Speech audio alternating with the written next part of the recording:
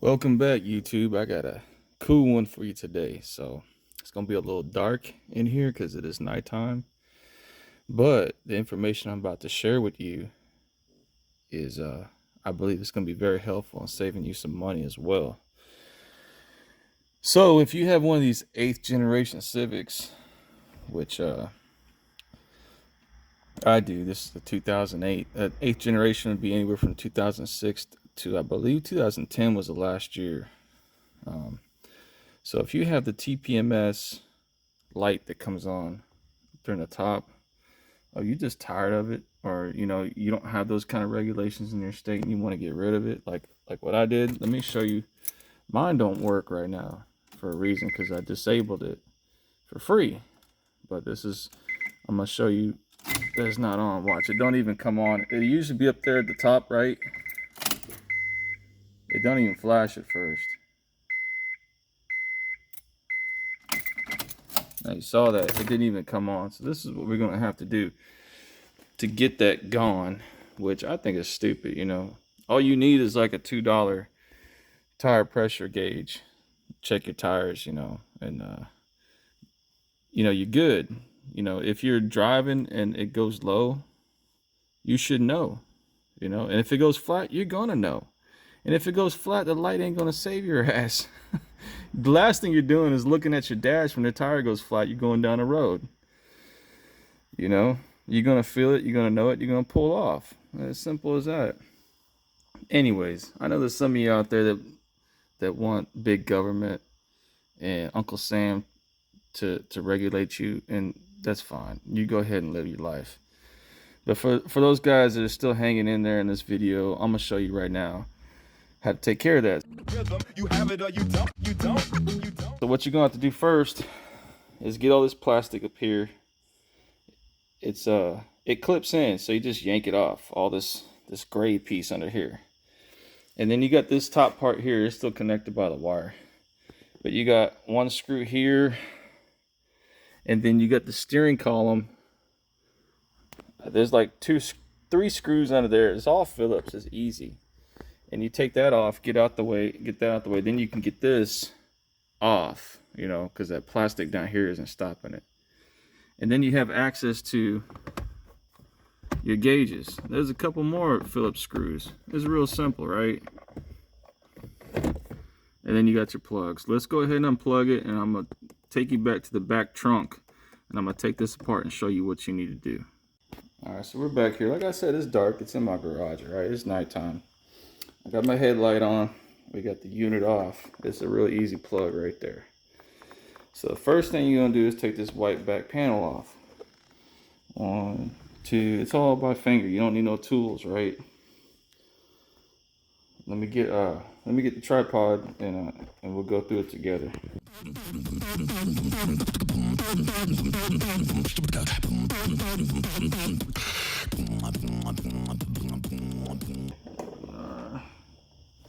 Just one more time there. Boom, back panel off. Then you're gonna have something that looks like this.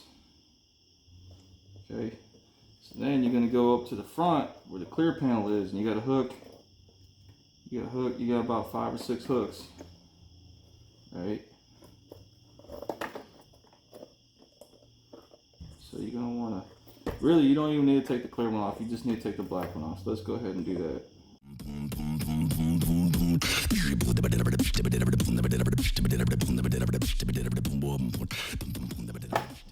Hey, just like that, real easy. Now, you got this main unit, and you can't take I'm gonna call this a motherboard, but you can't take this electronic motherboard out because there's your RPM needle is in there. So what you're gonna need to do, try not to touch any of these metal parts. I like to hold on to this plastic piece. I don't want the oils of my skin getting on there. There's a protective coating, but still, what you're gonna wanna do is take this needle and pull it out. See how I'm pulling it out? Check it out. Boom, see right there? It's got like a little it just fits tight in there. That's all. You got to pull it straight out. You don't twist it, you don't unscrew it, nothing. Just pull it straight out. Get that out. And don't forget this little washer right here. You don't need to take it out, but in case I would, because it might fall out and you not notice it. A little black washer right there. I'm gonna leave mine in. When I first did this, it fell right out. See, you want to hold on to that. That just pops in there. And there's your display. So I'm gonna go ahead and do something here for you. Oh, look at that. Now you don't see it. Now you do. See right there the tire pressure gauge symbol, and then it says TPMS. Well, mine, it would just say TPMS like all day long. It used to only come on when it was cold out. Now it's on all the time, and it's like a pain in the butt. And they don't do emissions inspections over here. And even if they did, I doubt they'd even know that what I did disabled it, and they'd probably pass me. But I thought this was interesting. Look at all these symbols. DRL, VSA, Eco. I guess that's if you got a manual or automatic transmission, because mine's a manual. AFS, light control. These are things that I don't even ever see. A triangle sign, a steering wheel with an exclamation mark. Anyways, we're focused on those two. Now, if you notice exactly where they are in relation to the motherboard, let's get the motherboard up here. Let's see, it's gonna be right here. See these three? Let me get the light on there. Sorry about that, guys. See these three squares right here? 1, 2, 3. They're kind of angled. Those are little tiny itty bitty LED lights.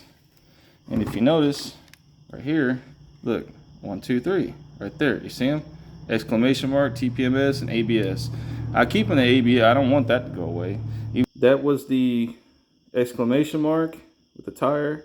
That was the one that says TPMS, and that's the one that says ABS. I didn't take that one off. So all I did was get my needle nose pliers, grab it, and just twist it sideways, and it just came off real easy. And that's like unplugging a light bulb. But just know, once you do that, you ain't going back. Unless you're really good with a magnifying glass and a solder, you're not going to put that light back. So that's all I did. I got rid of the light. Now, let's get away from this for a second. Let's talk about something else. So see that box hanging right there? That red wire, this box right here? That's your TPMS control module. It's up. It mounts right up by the steering column right there. Up right there. On other models, I think 2010 and newer, they're right here. Mine's right there, okay? And I was messing around with the wire, seeing if I can get the light go off. It's just a waste of time. Matter of fact, once you take them bulbs out, you don't even need that module anymore. It's useless. It does nothing. So just to let you know. And there's see this box, let me see. This cover, I'm not going to take it off, but it's got little snaps on the side. It comes off, and there's a little computer chip in there too, motherboard. And you can plug in what you call it. I'm going to show you here what it looks like. The one on the left is the original TPMS receiver, and the one on the right is called TPMSD. You replace the old receiver with this one, and it bypasses the system and doesn't turn on the lights, and it also costs $100.